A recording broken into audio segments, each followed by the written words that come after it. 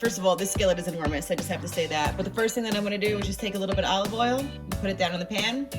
I'm gonna put in about a tablespoon and a half of butter also. I'm gonna add a few hot pepper flakes to this. Depends how much heat you like. I'm cooking for a bunch of people, so I don't wanna make it too hot, but just enough to give it some kick. Now I'm gonna add some chopped onion. This is a whole chopped onion here. Just make sure that all the pieces are relatively uniform. Now I'm gonna put in some garlic. I put in about 5 or 6 cloves of garlic, but you use however much that you like. I feel like you can never go wrong with too much garlic, so. Stir this in now. So if you watch my channel often, this kitchen probably looks different to you. It's because I'm in upstate New York cooking in Preston Hollow, if you guys know where that is. I'll show you the view in a little bit, but it's really gorgeous.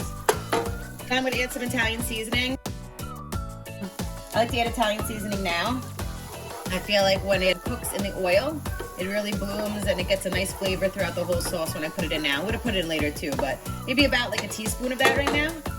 I'm just gonna let this cook and let the onion and the garlic get soft in here. Just watch it because you wanna make sure it doesn't burn.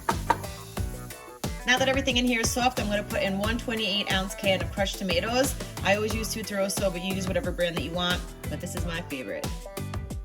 Now I'm gonna season the tomatoes with salt and pepper. Use as much salt and pepper as you want, and I like to give measurements for that. That's up to you. So I'm just gonna do a little bit now because I'm gonna do a little bit more later. And I'm gonna stir the tomatoes in. Put it on medium-low heat and let this cook for about 20 minutes. And I just love these cans as spoon holders, it's the best. Sauce has been going for about 20 minutes, so I'm gonna add some garlic powder to this. I'm also gonna add a little bit of onion powder. And I'm gonna add some more of the Italian seasoning.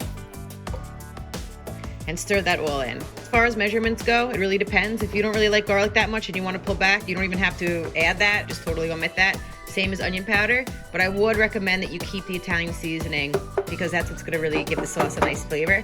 So it's up to you if you want to keep that or not, but I would. Time has come to add the cream. I'm just using ShopRite heavy cream. I think there's 2 cups in here, and I'm gonna use about a cup of it. I'm gonna stir this all in. If you like more cream, add more cream. If you don't, if you want to pull back, add less, totally up to you. So you use whatever you like, however much you like, and make it the way that you want to. Now I'm gonna leave this for about another 20 minutes to a half hour to cook more. So now I'm gonna add a little bit of Parmesan cheese. I'm using the shaker kind, maybe about 1/4 of a cup. I'm gonna stir that in, and now all you have to do is boil the pasta and drop it in, and you've got your pink sauce. You could add some fresh basil or parsley or whatever you want in here. So that's it for the sauce. I'll show you what it looks like when I drop the pasta, but for now, my part is done. I told you I was at a cabin. I just want to show you how pretty. Isn't it so nice? I love it here. It's so pretty.